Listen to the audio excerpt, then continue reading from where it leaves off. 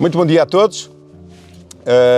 Quem segue as nossas publicações nas várias plataformas onde se podem visualizar, abrindo aqui o apartado dos agradecimentos, obviamente agradecer à Comissão dos Vinhos Verdes a confiança que depositou na Singenta por mais um ano de parceria e, muito em particular, um agradecimento ao engenheiro João Garrido pela disponibilidade que sempre tem para estar presente e brindar-nos com os seus aconselhamentos técnicos, que creio ser de toda a importância para todos os viticultores da região.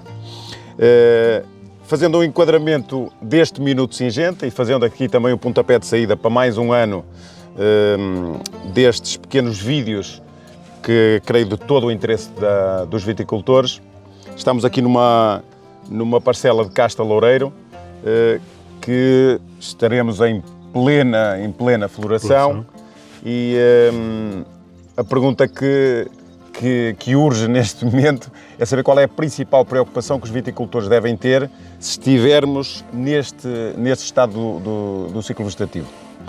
Muito bem, muito bom dia, obrigado por terem vindo a ter nós mais uma vez e dar continuidade a esta parceria no Minuto Cinzenta. Ora bem, a vinha encontra-se neste momento, como disse muito bem, enfim, variando que são das castas, mas estaremos em plena floração, apenas a casta vinhão estará mais atrasada, mas quem podou cedo se calhar também já estará em floração em algumas zonas e, portanto, este período é um período muito sensível em termos de problemas fitossanitários para a vinha. Até porque, passando o período de floração, a vinha retoma um grande crescimento vegetativo outra vez, não é?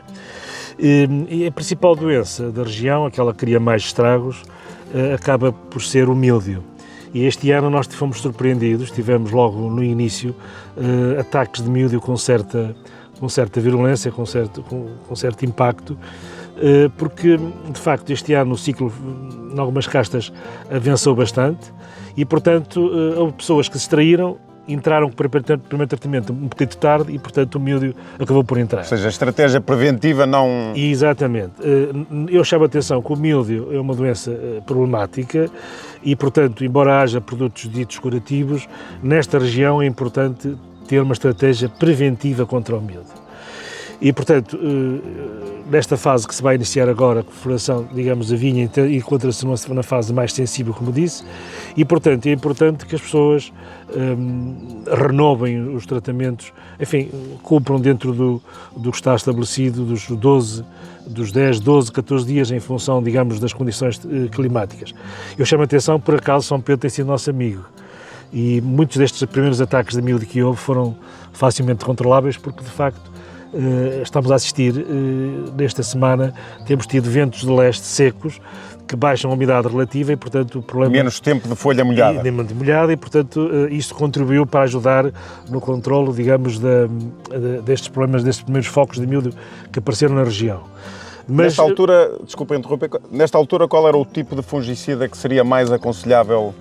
Ora bem, como eu disse que nós estamos numa fase crítica da vinha e como vai haver uma retoma de novos crescimentos, é muito importante que as pessoas, sobretudo nas zonas mais problemáticas, onde naturalmente, historicamente, há mais problemas de míldio, as pessoas usem produtos de ação sistémica para conseguirem acompanhar o crescimento da vinha e, portanto, os novos rebentos serem protegidos. Seja, no caso da Singenta, poderíamos aplicar então um Ridomil Combi, que tem a parte sistémica, com o metalaxil e depois também a parte de contacto com o Folpet. Avançando um pouco nas problemáticas que podem ser mais importantes nesta altura do ciclo vegetativo, falando propriamente do ídio, qual seria a estratégia que preconizaria? Muito bem, o ídio é outra, estamos a entrar numa fase em que o ídio também acaba por ser um período, uma doença que pode levantar problemas. E porquê? Porque, ao contrário do míldio, que exige umidade, muita umidade, chuva para haver disseminação dos esporos, o ídio precisa apenas de umidade ambiental e até temperaturas elevadas, não é? E, portanto, neste momento temos tido umidades baixas, mas se começar a haver umas manhãs com nevoeiro, pode ser problemático. E a vinha encontra-se numa fase muito sensível, porque está na fase já digamos, de vingamento, e, portanto, está na altura, e eu recomendo que, em função sempre, digamos, do risco, e do histórico da parcela, se tivermos uma parcela onde o problema do ídio não é muito importante, podemos continuar com os enxofres, enfim, nas doses mais elevadas um bocadinho para ter uma ação mais persistente. Nas vinhas que são mais sensíveis, seria recomendável utilizar já um produto sistémico contra o ídio, sobretudo nesta fase fazer dois tratamentos para passar esta fase de vingamento, que é o período mais crítico para a vinha, também para o ídio. Não é? Ok, na estratégia singenta então poderíamos colocar o Ridomil Combi com o Topaz. Para finalizar, também uma questão também bastante premente nesta altura será a questão da traça. Certo. Em termos dessa doença, estão a fazer alguma dessa praga, estão a fazer alguma monitorização? Sim, nós utilizamos armadilhas sexuais para ver, enfim, qual é, digamos, o evoluir da população da traça, mas já começámos a ver, de facto, aí a primeira geração, já começámos a ver lagartas, os chamados grumelos nos cachos, e, portanto, a traça é importante não só pelos estragos diretos que provoca, mas sobretudo pelos estragos indiretos, porque é uma porta em termos de podridão. Futuramente de podridão, e depois de disseminação, a própria traça contribui que haja disseminação dos esporos da podridão.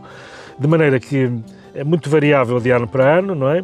Mas é importante que as pessoas não descuidem, porque por vezes têm ataques de podridão fortíssimos que não têm tem tudo a ver com um mau controle da traça da uva. Nesta região, a primeira geração está a ocorrer, normalmente não é uma, digamos, uma geração que cria muitos estragos, muitos prejuízos, mas depois a segunda e a terceira geração têm que estar atentos e, portanto, não pode esquecer. A maior parte das vezes não coincide com os tratamentos da flavescência dourada obrigatórios em maior parte das freguesias da região. Exatamente.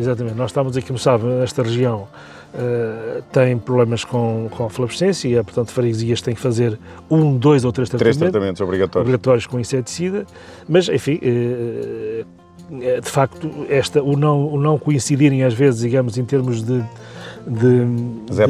época de tratamento faz com que, por exemplo, uma estratégia que possa ser desenvolvida e que dá algum descanso ao viticultor é, por exemplo, a utilização de confusão sexual para o controle da traça. Numa perspectiva de sustentabilidade, biodiversidade, encontra vantagens nesse tipo de produtos? Sem dúvida, porque estamos a contribuir para reduzir a quantidade de resíduos no vinho e, sobretudo, a reduzir a incidência dos efeitos dos inseticidas, porque às vezes os inseticidas perturbam, digamos, o equilíbrio natural da vinha e, portanto, é sempre uma questão de avaliar e, portanto, a utilização de feromona pode ser, de facto, uma estratégia interessante.